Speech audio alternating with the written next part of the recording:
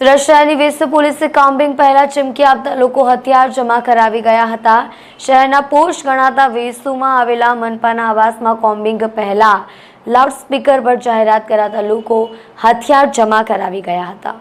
સુરત પોલીસે શહેરના પરપ્રાંતીય લોકોની વસ્તી ધરાવતા વિસ્તારોમાં કોમ્બિંગ માટેની એક યુક્તિ કામ કરી રહી છે।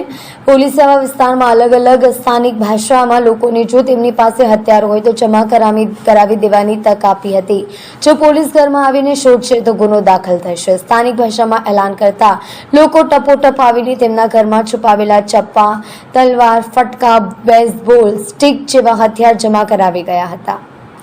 પોલીસને આપેલ બાદ અપરાધીઓ એક બાદ એક ઘાતક હથિયારો લઈને જાતે પોલીસ સમક્ષ હાજર થઈ ગયા હતા। તલવાર, ધારિયા, ચપ્પુ, ચરા, કોઈતા, લાકડાના ફટકા, ધારિયા, રેમ્બો, ફરસી, લોખંડના પાઇપ, સળિયા, બેઝબોલના ફટકા જેવા હથિયારો પોલીસને આ સંવેદનશીલ વિસ્તારોમાંથી મળી આવ્યા હતા।